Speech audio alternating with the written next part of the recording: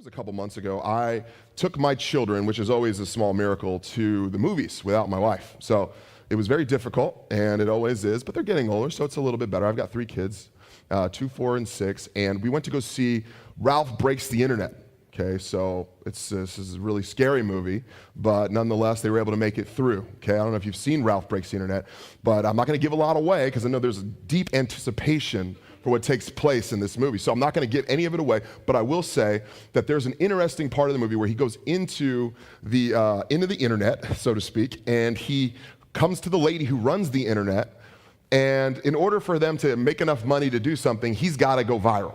He's got to figure out a way to go viral. And half of you are probably figuring out how to do that right now, okay? Like, how do I go viral with my YouTube videos or fail videos or whatever it is that you're trying to go viral with? So he's trying to figure out how to go viral. And so he ends up doing it. He ends up going viral with like several different videos, and he becomes this like YouTube star. And he's just crushing it. He's living the life. People love him. He's excited. People are high-fiving. Everywhere he goes, everyone knows his name. But he hasn't done anything but make YouTube videos, but everyone knows his name. But then there's this one point in the movie where Ralph, what was the protagonist of the movie? I don't know. I don't think they thought that hard about it. So he goes in and he finds this section of YouTube called the comments section. He's never been there before. Has anyone been to the comments section of their YouTube page? Hopefully not. Many of you live there, okay?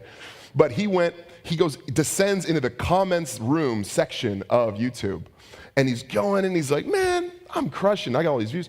What are people saying about me? Let me see. And he starts scrolling through, and his smug, confident face quickly turns white as he realizes that the overwhelming majority of all of the comments about all of his videos are incredibly negative, name-calling, right? No one likes him. Like, if you were to read the comments, you would think nobody likes me at all. Despite the fact that he's got tons of likes and very little dislikes, you would think that no one likes him. Trolls, internet trolls, reared their ugly head, and we're screwing with Ralph. This goes to show you, okay? This goes to show you that no matter what you do, even if how silly and small you may even think it is, that there's always going to be opposition and detractors, even for something as silly as a YouTube video, okay? And we find ourselves in this weird passage of Nehemiah, finally getting all of the goods and getting ready to go rebuild the wall of Jerusalem, and opposition shows up. So let me catch you up. 141 years before Nehemiah, the walls of Jerusalem, his hometown, fall. 141 years after the walls fall, Nehemiah's heart is broken for Jerusalem. He wants to go back and fix it. Last week we talked about Nehemiah going and asking the king that he was over, for tons of resources, money, wood to build from his private wood reserve to go rebuild the city. And the king says, okay, sure. Even though I had an open decree against Jerusalem, I'll let you go ahead and fix the place, sure. So he's in this passage, as we read, he's in the middle of traveling to this place. He crosses a river and he gets to a province, and right when he gets there, detractors show up. They show up and they go, I don't like what you're doing, Nehemiah.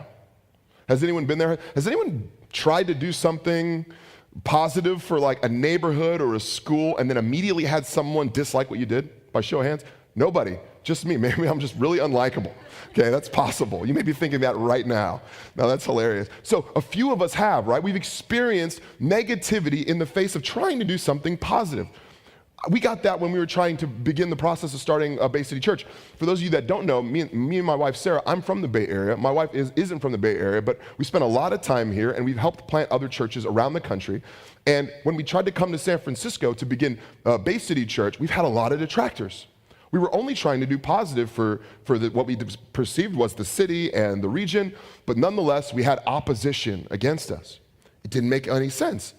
But you know, there's a lot of reasons for opposition. Just so you know, there's a lot of reasons. I think you guys can guess a few, but one of the reasons that there's lots of opposition against you is sometimes people just see what you're doing and they don't like the way you did it.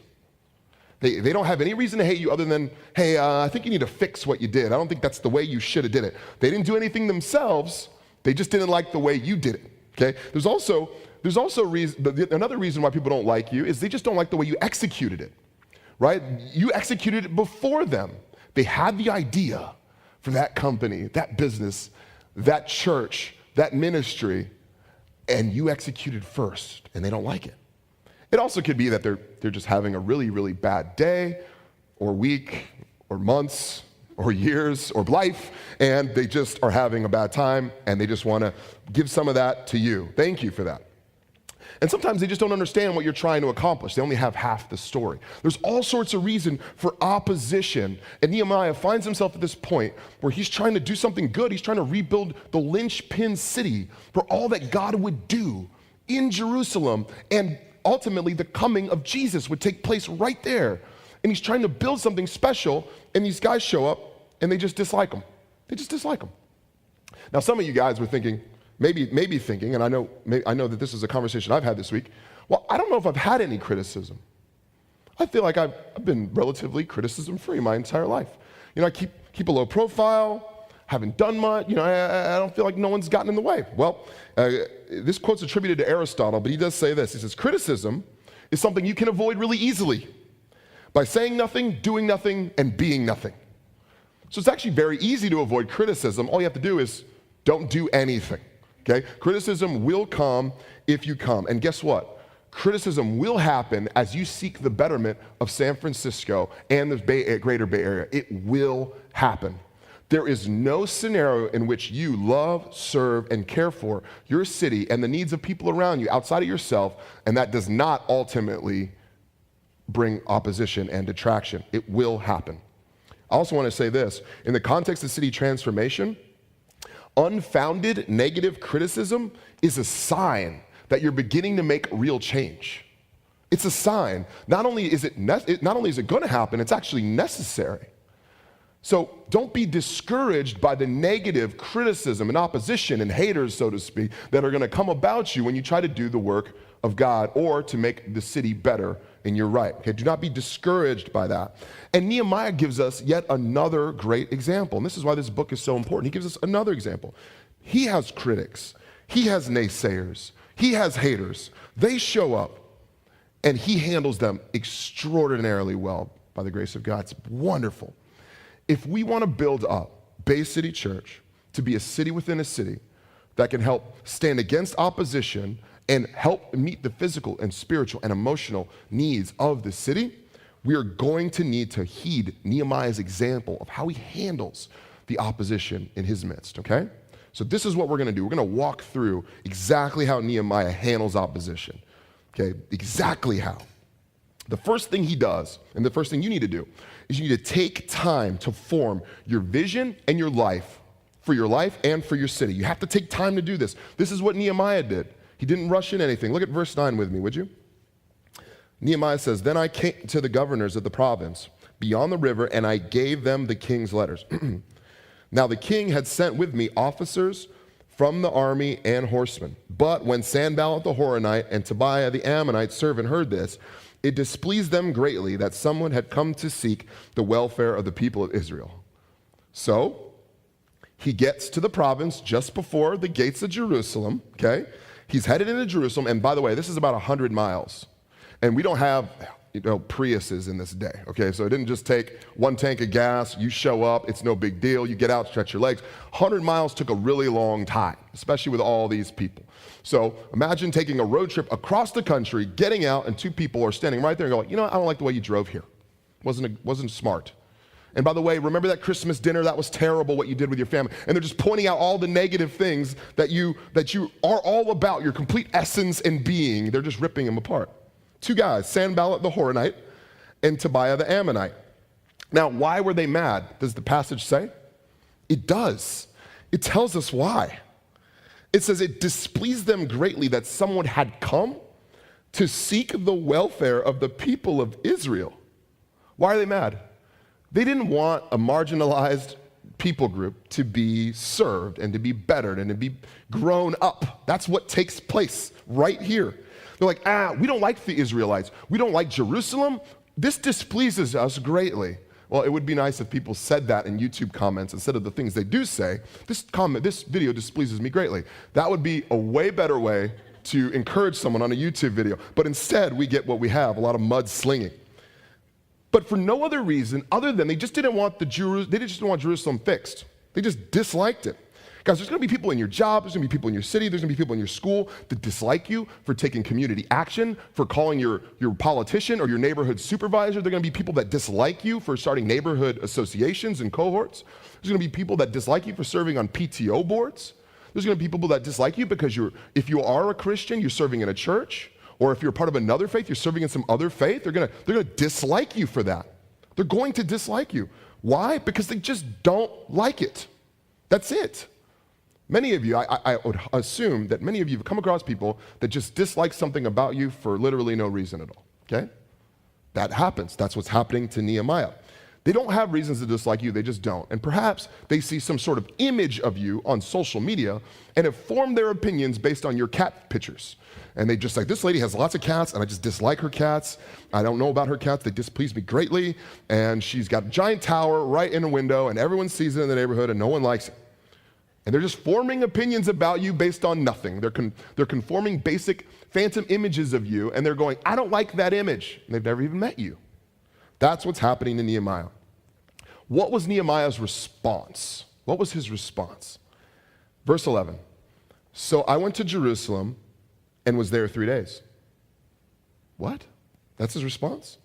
For all Nehemiah's full speed and drive, he just took 3 days. He took 3 days. He took a beat. He didn't respond verbally, quickly. He took his time and gathered a response. How many of you have been in an argument and have said something so off the cuff that as it's coming out, you wish you could pull it back? All of us. All of us. Right now, Google Gmail even has an undo feature on your emails. If you have a quick enough draw to press it, you can bring that email back. But man, it goes quick. I mean, that 5 seconds is quick.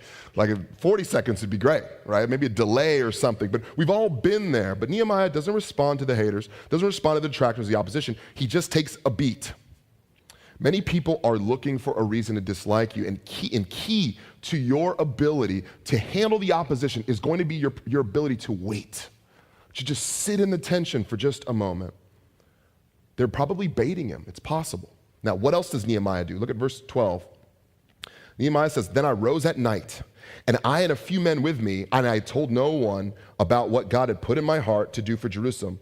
There was no animal with me, but the one in which I had rode. I went out by night, by the valley gate, to the dragon spring, to the dung gate, and I inspected the walls of Jerusalem. So he's going out and he's looking at everything, at the entire wall. He's looking at the whole wall. He's saying, okay, there's a hole here, there's a gap there, there's a fire there, there's a gate here, where he's analyzing the entire situation of Jerusalem in the wall. Okay, that's what he's doing. And I inspected the walls of Jerusalem that were broken down, and its gates had been destroyed by fire. Then I went on to the fountain gate into the king's pool, but there was no room for the animal that was under me to pass. Then I went up into the night by the valley and inspected the wall, and I turned back and entered by the valley gate, and so returned. And here's 16, this is interesting. And the officials did not know where I had gone or what I was doing, and I had not yet told the Jews, the priests, the nobles, the officials, and the rest who were to do the work. So what does Nehemiah do right here? He gets opposition in his face. He doesn't respond. Instead, he waits 3 days, and then he goes to Jerusalem, and he does some homework. He gets a lay of the land. He sees exactly where all the needs are. He meets some of the people. He doesn't take very many people with him. He looks at all of the gaps in the wall. What are the materials I'm going to need? How much money is this going to cost? Where are the men and the women that I'm going to need to rebuild this place? He gets all of the facts and the information. He does this so he's informed with the right answers. He does this so he's informed with the right answers. You see, there's going to be critics watching. The critics, Sanballat, and they're going to be watching. They're going to fact check you. They're going to be on Google. They're going to be double checking your answers as you give them, okay? They're going to be watching to see if you know the facts about your city and about what you're talking about. They're going to see. And Nehemiah takes his time and he double checks everything. But Nehemiah also knew that this project wasn't just about Nehemiah, that this project was a project for God and from God and for Jerusalem. And so he actually takes his time for two reasons. One, because the people are going to be watching. And second, attention to detail communicates your seriousness to God. When God calls you to something and you have an attention to detail, God is honored by your attention to detail. Every little bit, he's honored by that. and he cares. It communicates how serious you are about exactly what God's calling you to do. He takes his time. He learns every detail. These are things that we could do as we begin to experience the vision of what God's called us to do in our cities and for our lives. These are things that will communicate the seriousness of ourselves to God.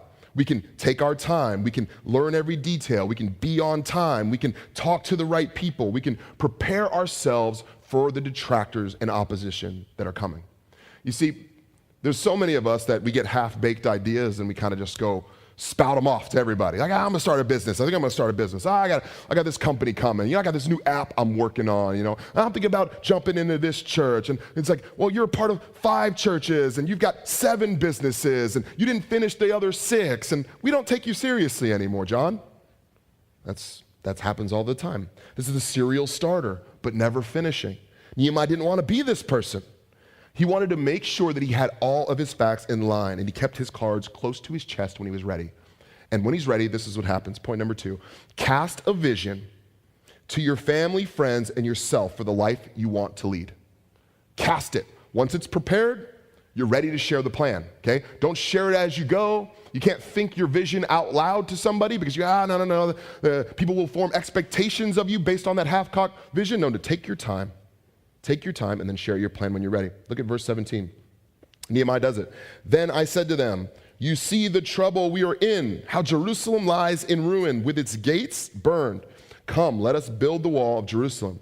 He's casting vision to his people here, that we may no longer suffer derision. And I told them that the hand of God, of my God that had been upon me for good, and also of the words that the king had spoken to me. So he does a few things here. He casts some vision, but then he also says, hey, the king gave me his cosign, and also God's been on me. So there's 3 things here that we can take from Nehemiah and his vision that we can implement in our vision to be able to cast this for people as we seek to meet the needs of San Francisco Bay Area. First thing he does is he states the reality of Jerusalem. You see, he did all that homework. He knows exactly what taken place. He says, it's broken, it's lost. Our legacy is gone. There are fires at this gate and that gate. This gate's locked. That one's burned down. This one's broken down. He has his facts. He states the reality of what's taking place for his vision. Then he calls people to action. You see, he calls them. He says, guys, this is why we need to do this. And he calls them to go build the gates. Let's go rebuild this wall. And then afterwards, he states his credibility statement. He states the reality, calls people to action, then he has a credibility statement. He says, why is this going to work, essentially? Why is this going to work? Well, it's going to work because the king gave me his blessing. The king believes in me. And the hand of God is on me. And he states that credibility statement. When deciding your vision for yourself and for us collectively as a church, we will need to follow this formula. And let me just quickly give you the reality of San Francisco. Let me do this for you for our city. San Francisco is, by and large, the least churched city in America, and it is by and far, if you include the entire region, the least churched metropolitan region in America. 4% of people come to church on a Sunday morning in San Francisco. 4%. You may not know that, but 4% of people do. The region is 61% unchurched as a whole, all 8.93 million people in the Bay Area. San Francisco itself has the least amount of children out of any major city in the United States. There's 116,000 roughly children in San Francisco. 116,000 children. It's very, very small amount of children. If God loves children, we want to see more children here. San Francisco has the fewest amount of new churches out of any major city in the United States. In fact, over the last 9 years, consulting with some local pastors, there have been only 5 churches that have started in the last 9 years that are financially stable. Only 5, compared to 15 a year in most cities. Only 5. In this part of the city alone, there are issues like gentrification, division, brokenness, isolation, new developments, all taking place, division in the city. The city needs Jesus. We want to be a church that can help meet the physical needs as well, because there's homelessness epidemics and there's fatherlessness epidemics in our city and community isolation in our city, and we want to help meet those needs. And also we see spiritual needs in the city as well, that people are depressed and anxious and lost and lonely. We want to meet those needs as well. Now, I don't know about you, but I've obviously clearly pushed my chips into what I want to do for San Francisco. I want to invite you guys to do the same thing as well. I want you to analyze exactly where God is calling you and to put real bolts in real rocks and help build something special. And I want to invite you into being a part of what we're trying to do at Bay City Church. We may not look like more than a few scores of people right now, but our impact, I pray, will outweigh our size. I pray for that. And I want you to be a part of what God is doing in this part of the city. Because we believe, our credibility statement, that God has called us to something special, that the transformation of the city is imminent, and that new churches are being started all around the city, and God's gonna do magical things to transform this place for His glory and our joy, and I believe that. And so I wanna invite you guys to be a part of that. Now, back to Nehemiah. What was the response to Nehemiah's call? Because I just gave you one. So what was the people's response to Nehemiah's? Just at the end of verse 16 there? Is that, then verse 18. And they said, let us rise up and build. So they were there, they were charged up. Maybe it was a Braveheart-like scene. People were painted face. Probably not. That's how I like to imagine it. So they strengthened their hands for the good work. What did they do? They got excited and they wanted to be a part of what God was doing. Cool, right? Guys, sometimes your calling is going to activate the vision of somebody else's calling. Sometimes my hope, and one of the coolest things about San Francisco, is that our calling, me and my wife's calling to San Francisco, has activated some of your callings. But sometimes as you're thinking about your vision for your life, your calling is going to activate your neighbor's calling. And you may need to cast vision to your roommates, to your family, to your friends, to your coworkers, and say, this is what we should do for this part of the city or for this job or for this school. You should cast that vision and see what takes place. Because you may activate that calling, but sometimes someone else's calling is going to activate yours. You may not be the one with this big vision, but my hope is that my vision, our vision, would help activate yours for our city. That even if it doesn't take place at Bay City Church, which I hope it does, even if it doesn't, that you find somewhere to love our city, because this place is going to be changed by a group of people that contribute to the needs of the city greater than ourselves. Okay, so you need to think on your vision, you need to cast that vision, but then there's going to be noise. They're going to come back. The haters are going to come back. The YouTube comments are going to come back. So you're going to have to assess where the negative noise is coming from. There's always going to be noise, gossip, negativity, opposition, but you're going to have to see where it's coming from, because if you don't know, it could be friendly fire, it could be from over the hill. You don't know where the opposition is coming from. You might not understand, and your vision could fall flat just based on the way you react to the opposition. Look at verse 19. But when Sanballat and the Horonite and Tobiah the Ammonite servant and Geshem the Arab, they brought another homie, heard of it, they jeered at us and despised us and said, what is this thing you're doing? Are you rebelling against the king? How relevant is the Bible? How relevant is this? The Bible's timeless, but it's also timely. It's also timely. It's for some of us right now, we're experiencing this exact same thing. There's someone stands up and just has bold opposition for literally no reason, just despising Nehemiah. He's trying to do something awesome, and these people dislike him. It hits him. The noise hit before he even casted the vision, remember, at the front end, and now it's hitting even harder now that he's given his plan. And so Sanballat and this other guy, what's his name, Tobiah, have brought another goon with them, Geshem the Arab. And now the three stooges have all shown up, and now they're hating on him, comment after comment on Facebook and YouTube and the like. And they're getting after him. But Nehemiah still has to assess where the noise is coming from, because he knows who, but he has to see how it's going to hit him. And let me explain, because there's three types of opposition you're going to experience as we try to build a vision for what you want to do in San Francisco. There's going to be three types, and the first type is going to come from the world. The world. This is the greater people of the world, okay? And this is where we see Geshem the Arab and Sanballat and Tobiah and all these people. There's going to be sometimes people in your life that are just rubbed the wrong way by God's will for your life. They're just rubbed the wrong way. They dislike it. You're not helping the way they wanted. They just don't like you, okay? That's going to happen. You are more successful than they are.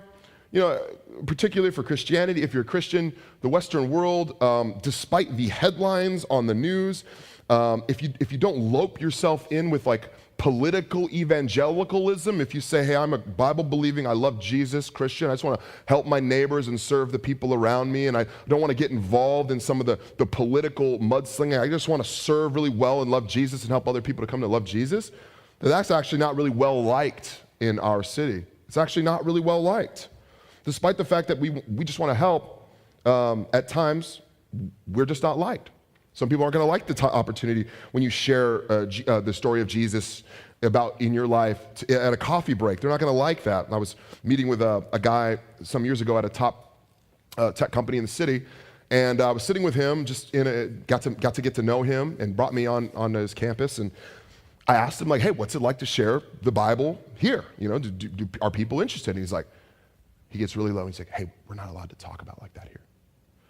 And I was like, what are you talking about? Well, what are they going to do? Throw me out the window? I mean, like, I'll be all right. You know what I mean? He's like, well, you know, we got some of us got in trouble. We had a conference room, we did a Bible study, and we weren't allowed to bring that sort of thing on campus. Now, I know that's not true everywhere. I've been to plenty of your campuses where that's totally fine. But at this specific campus, he was whispering like he was Anne Frank, okay? It was like crazy. I'm like, relax, okay? But Christianity's not that well liked, okay? And so you may experience opposition from the world in that way. But also there are other oppositions, other levels of it. So you have the world, but you also have your own flesh. The flesh can be in opposition. Sometimes the battle is internal, not external, right? Sometimes the battle is internal, not external. How many of you felt like you had plans to do something important, but you got in your own way? You failed, you slept in, you couldn't execute, you got involved in something you shouldn't have got involved in, you had plans to be doing something special, and you got in your own way. This is what we're talking about. This is our own broken nature working against us. We have the world, but also flesh, sloth, laziness. Sometimes we're argumentative with people, and that derails the entire plan that we had.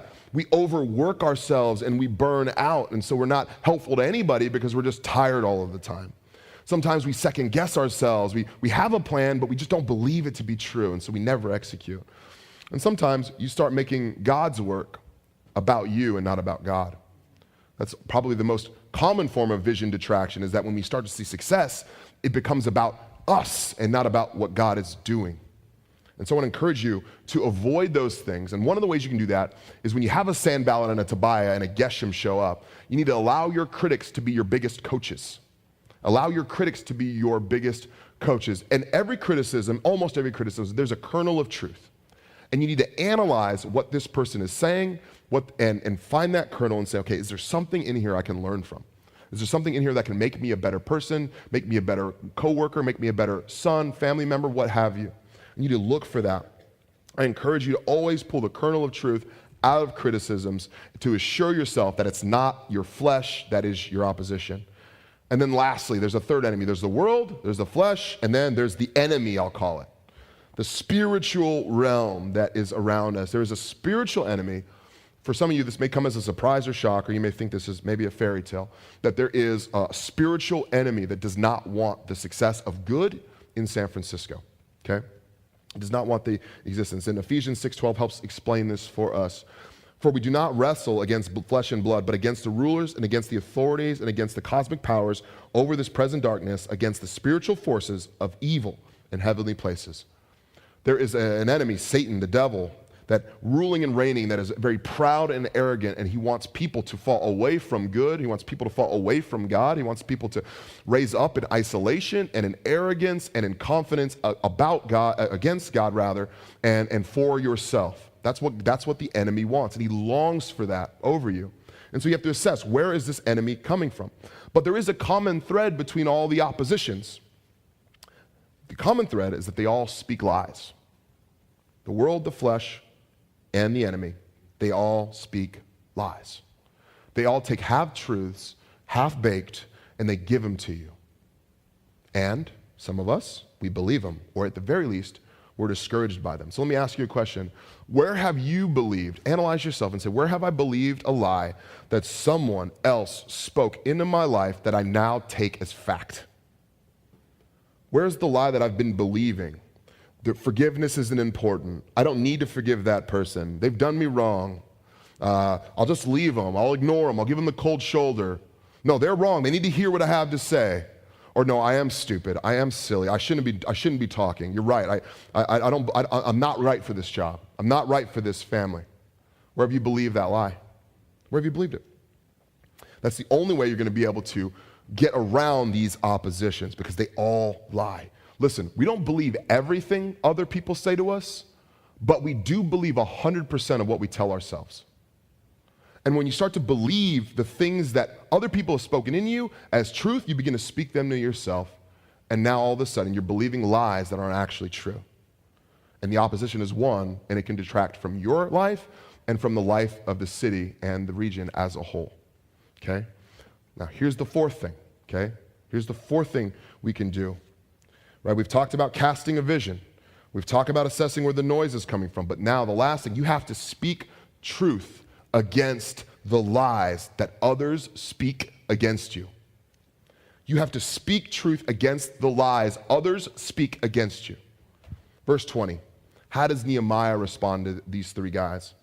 Then I replied to them, the God of heaven will make us prosper, and we, his servants, will arise and build, but you have no portion or right or claim in Jerusalem. Nehemiah returns their criticism, opposition, and lies with truth. God's going to tell you something about your life. You're going to begin to believe that thing about your life, and other people and other detractors or other oppositions, the world, the flesh, the devil, are going to come in and speak lies into your life. And your goal and your job is going to have to be to return those lies with truth. Now, if I'm honest with you, I think that this is where most of us stop our vision goal. As we're trying to plant, as we're trying to start our vision and build it up in our heart, we mess up right here. Because Nehemiah speaks the facts about the king's acknowledgement. He speaks the facts that God has got their hand in their life. But for some of us, this is where we are stuck. The opposition says we are wrong, but we have not returned truth into the situation. And so therefore, we find a giant roadblock in front of our lives and our vision. And so we cannot go forward because we're like, well, do I believe it? I mean, maybe I'm wrong. Maybe I should second guess it. I don't know. Maybe I am stupid. Maybe I'm not smart enough. Maybe I don't have the ability to do this. Maybe this church is too small. There's no chance this church can do anything big for Jesus. Maybe we are silly. For some of you, it's like, maybe I should just go back to Arizona or Missouri because maybe I can't figure this out. That is exactly where many of us hit the block. But in order to overcome opposition, this is the most crucial piece. Even if your vision is a little messy, it can always be fixed. But unless you speak truth back in the opposition, you're always going to believe the lies that are holding you back. And I've heard some of us, myself included, literally speak lies that other people have told us to ourselves and about ourselves in crowds. I've literally heard that take place in small, you know what, no, my mom always said I was just dumb, so I guess I just don't have it all together. No. You're not dumb. Your mom thinks you're dumb. She lied to you. Now, I always thought, if they can't get over this issue, it's just, they've got to be able to come to me before I'm going to go to them and apologize. That's just the way it is. No. That's a lie. That's a lie. There's no tit for tat. No, they've done me wrong. There's just no chance I'm ever going to be in a relationship with them again because they just keep messing up, so it's done. I've heard that one a lot. Oh, really? What if Jesus had said that? What if Jesus had said that? The relationship's broken, and there's no chance. What if Jesus had said that? This is the point where we need to begin to speak the truth of God in our lives, that you guys are a holy priesthood. For those who love Jesus, you are a chosen race of people that are loved graciously with grace upon grace, that it can overcome any obstacle spiritually, emotionally. It's possible. That's the truth about you. And until you can speak that freely, you'll be stuck against your opposition. And some of us, our own flesh, our own bodies, is really what's the opposition. We're blocked. We can't get past it. No, Jesus is not real. No, there's just no way this fairy tale, this 66 books collection over 2,000 years, there's just no chance that's real. I believe in facts and science. As if those two things are incompatible. Who lied to you about that? You cannot base a vision on a lie. And you cannot base a life on a lie. And if you do, you're never going to find happiness, and you're certainly never going to overcome the entire zeitgeist of an entire city with a church. It's not possible. But friends, I'll conclude with this. Nehemiah, the reason why Nehemiah can confidently return truth against the lies is because in his corner, he has the ultimate truth teller. You see, Nehemiah goes to this guy, God, and in fact, Nehemiah prays in 5 of the 13 chapters in the book of Nehemiah, extensively. He prays outside of Christ as much as any other person in the Bible. He goes to the ultimate truth teller, and that's how he knows he can be sure. There's a prince of lies, the enemy. There's ourselves who get in the way. There's people who don't understand and lie and tell wrong things. But then there's the truth giver. That's his name's Jesus.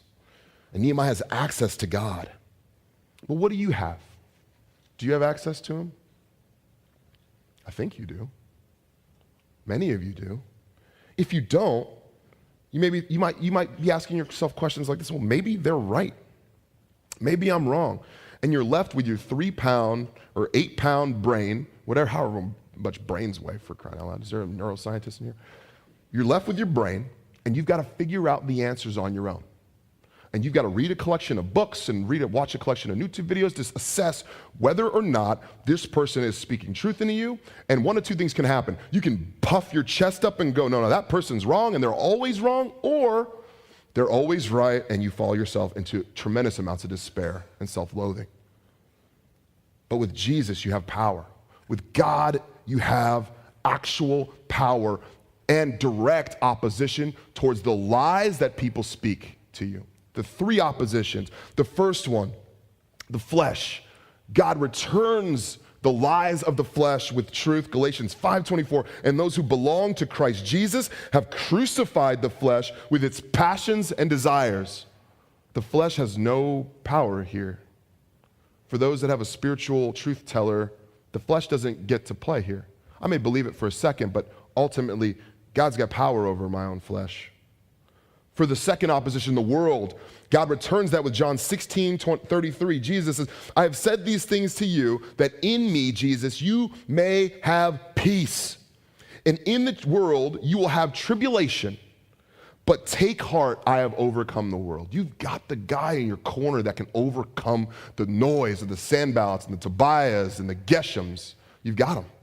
And the last enemy, okay, the last opposition, the enemy, the devil, Colossians 1:13, for he rescued us from the domain of darkness and transferred us to the kingdom of the church. You have the answers with the truth teller. You have the answers. Now, as you form your vision and you go home and you think about exactly how God's going to do miracles through you, how he's going to reach your neighbors, your coworkers, how you're going to serve and help a church, and how you're going to maybe make the biggest decision in your life that's coming up next. As you're doing that, begin to hear and listen for what are the lies I've been believing about myself and about the church and about San Francisco and about the Bay Area. And how can I return truth for those lies? The biggest lie I hear all of the time, and I'll just end with this, is that, man, I hate San Francisco. I had some months ago, I had a friend I sat across from and did ministry, served in ministry, and I said, hey, what's the biggest barrier to you doing ministry in San Francisco? And he says, I hate it here. I said, why do you hate it here? And he said, I don't like the people. I don't like the crowds. These aren't my people. I said, hey, man, these are God's people. If you do ministry, these are your people. Don't believe the lie, because guess what? Jesus loves cities. God loves cities. God's entire plan for all of the Bible, from Genesis, the first book of the Bible, to Revelation, the last book of the Bible, is from the garden to a city. And that we start in a garden with 2 people, and that at the end of days, Jesus comes back and brings with him a redeemed, renewed, and restored city. Don't believe the lie. Find your vision. Let me pray for you.